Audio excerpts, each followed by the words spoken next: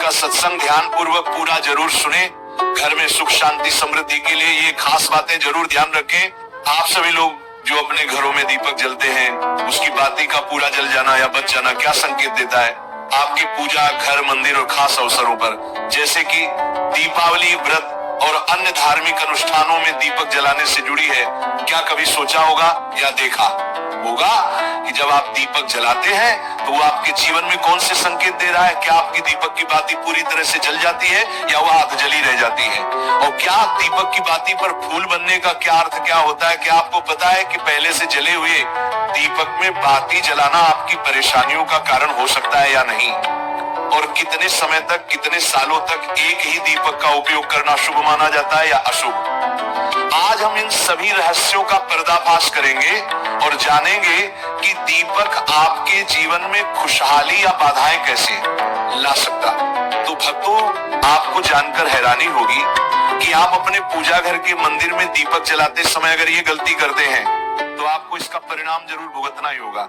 दीपक की बाती का पूरा जल जाना और बाकी का बच जाना भी अलग अलग संकेत देता है, जो आपके लिए जानना बहुत जरूरी है। जब हम पूजा करते हैं तो हमारा दीपक कभी कभी अचानक से बुझ जाता है और कभी कभी ऐसा होता है कि हमारी पूजा होने के बाद हम उस दीपक को भगवान के सामने जलता छोड़ देते हैं, लेकिन कुछ समय के बाद में दीपक खुद ब खुदा जली बाती और घी बचा रह जाता है। और कभी कभी तो हमारे दीपक की बाती पूरी जल जाती है और उसमें फूल भी बन जाता है। तो इनके अलग अलग नकारात्मक और सकारात्मक परिणाम होते हैं। तो सबसे पहले ये जानते हैं कि अगर हमारे दीपक में फूल बन रहा है तो इसका क्या मतलब होगा।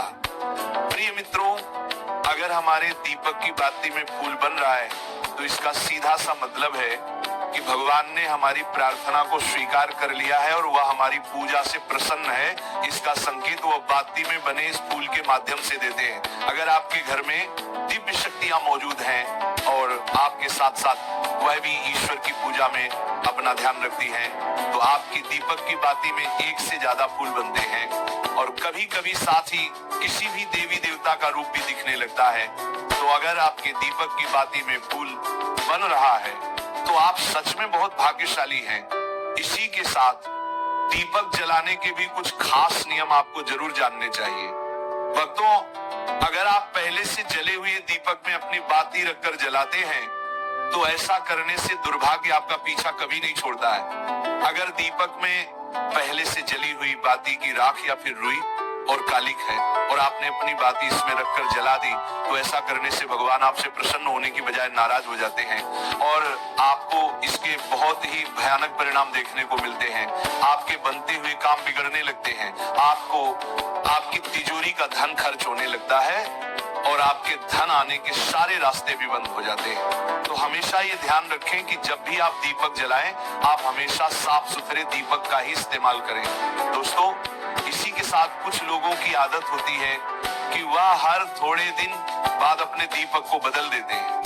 इस पर गुरुजी का कहना है कि आप जिस दीपक से पूजा करते हैं उसे कभी मत बदलिए, आप उस दीपक को सिद्ध हो जाने दीजिए। जब कोई दीपक रोजाना भगवान के सामने जलता है तो वह दीपक समय के साथ सिद्ध हो जाता है। भगवान की सकारात्मक ऊर्जा उस दीपक में आ जाती है और जब भी आप वह दीपक जलाते हैं तो आपका तन और मन दोनों पवित्र हो जाते हैं।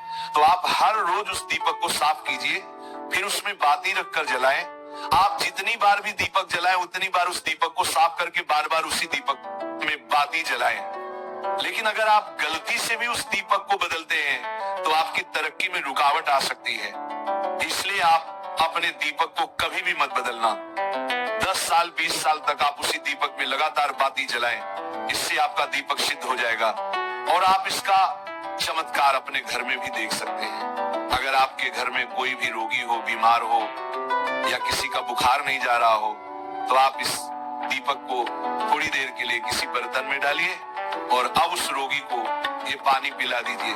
10 से 15 मिनट के भीतर उसका बुखार उतर जाएगा। वहीं अगर आपके घर में किसी को नजर लगी हो या फिर आपके व्यापार में किसी की नजर लगी हो, आपका धंधा अच्छे से नहीं चल रहा हो, तो भी आप इस दीपक को तांबे के बर्तन में पानी भरकर उसमें डाल दीजिए और रात भर के लिए छोड़ दीजिए। अगले दिन सुबह पानी का छिड़काव अपने घर में और अपनी दुकान पर करिए। ऐसा करने से आपको साफ साफ परिणाम दिखाई देंगे, क्योंकि जब हम लगातार एक ही वस्तु का प्रयोग अपनी पूजा में करते हैं तो वह वस्तु शुद्ध हो जाती है। भगवान की जो ऊर्जा होती है वह उस वस्तु में समा जाती है। तो कभी भी अपने मंदिर के दीपक को बदलने की गलती ना करें। दोस्तों, अगर आपके मंदिर का दीपक टूट जाता है या फिर खराब हो जाता है या खंड हो जाता है, तभी आप उस दीपक को बदल सकते हैं। लेकिन फिर भी आप उस दीपक को ना फेंक, बल्कि इसे अपने घर में संभाल कर रखें, क्योंकि ये भगवान की सकारात्मक ऊर्जा का भंडार होता है। वहीं अब आपको ये भी बता देते हैं कि अगर आपके दीपक की बाती पूरी नहीं जलती है और आपके दीपक में घी बच जाता है तो इसका क्या परिणाम होता है। सबसे पहले ये देखिए कि अगर आप किसी भी पेड़ पौधे की पूजा कर रहे हैं और पूजा में जलाया हुआ दीपक पूरा नहीं जलता या फिर उसमें घी बच जाता है, तो इससे आपके घर में बीमारियां घर बना लेती हैं और ये बीमारी कभी भी आपका पीछा नहीं छोड़ेगी। तो जब भी आप किसी भी पेड़ पौधे या मंदिर के बाहर किसी भी स्थान पर पूजा करें तो यह ध्यान रखें कि उसकी बाती पूरी जले और उसमें घी बचा हुआ ना हो, क्योंकि ये आपकी अच्छी सेहत के लिए बहुत ही अच्छा प्रभाव देगा। वहीं अगर आपके घर के मंदिर में दीपक की बाती पूरी नहीं जलती और पूजा करते समय दीपक बार बार बुझ जाता है तो जरूर आपके घर में नकारात्मक ऊर्जा का वास है और ये आपकी पूजा में विघ्न डालने का काम करती है। दोस्तों, हमारे घर में अगर कोई बुरी शक्ति होती है या फिर कोई ऐसी ऊर्जा होती है जो ये नहीं चाहती कि आपके घर में भगवान की कृपा हो और सकारात्मक ऊर्जा हो, तो ये आपकी पूजा सफल नहीं होने देती, क्योंकि भक्तों एक वातावरण में एक ही तरह की ऊर्जा रह सकती है, या तो सकारात्मक या नकारात्मक। जो बुरी शक्तियां होती हैं वह ये कभी भी नहीं चाहती कि आपके घर में देवी देवताओं की कृपा हो। अगर आपके घर में भगवान ने अपनी कृपा की तो उन बुरी शक्तियों और ऊर्जा का प्रभाव खत्म हो जाएगा। इसलिए ये शक्तियां चाहती हैं कि आपकी पूजा में रुकावटें आए। इन्हीं के प्रभाव से हमारा दीपक बार बार बुझ जाता है या फिर दीपक की बातें पूरी नहीं जलती।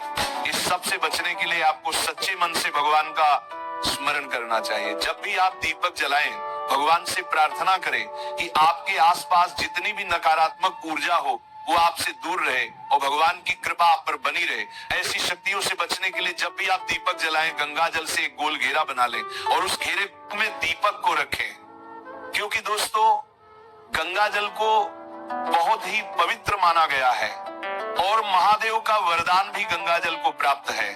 गंगा जल में सबसे पहले तो कोई भी बुरी शक्ति प्रवेश नहीं कर सकती, इसलिए गंगा जल कभी खराब नहीं होता और हर तरह की ऊर्जा को सकारात्मक ऊर्जा में बदल देता है। अगर आप गंगा जल से बने गोल घेरे में दीपक को रखेंगे तो ये आपकी पूजा में किसी भी शक्ति को बाधा नहीं बनने देगा और कोई भी नकारात्मक शक्ति आपके दीपक को बुझा नहीं पाएगी। आप निर्विघ्न अपनी पूजा संपन्न कर पाएंगे और देवी शक्तियां भी आपके जीवन में अपनी कृपा और आशीर्वाद बनाए रखेंगे। ये जो हमें दुख मिलते हैं ना, ये पाप के कारण मिलते हैं। लोग मारे घूम रहे हैं, दुख मिटाने के लिए सोचते हैं कोई जादू कर दे, कोई टोना कर दे, कोई जंतु बांध दे, कोई आशीर्वाद दे दे। अरे काहे को पागल हो? यदि तुम अच्छे आचरण करते हो, भगवान नाम जप करते हो, सधर्म से चलते हो, तो तुम्हें किसी से आशीर्वाद मांगने की जरूरत नहीं। बात मान लीजिए, प्रार्थना मान लीजिए। दिखावे में लाखों लोग अपने जीवन को नष्ट करने के लिए तैयार हैं। ये माया का ही तो दिखावा है जिसमें जन्म के जन्म हमारे नष्ट होते जा रहे हैं। सत्य मार्ग को क्यों नहीं पकड़ते हो? किसी के आशीर्वाद की जरूरत नहीं आपको आनंद प्राप्ति के लिए।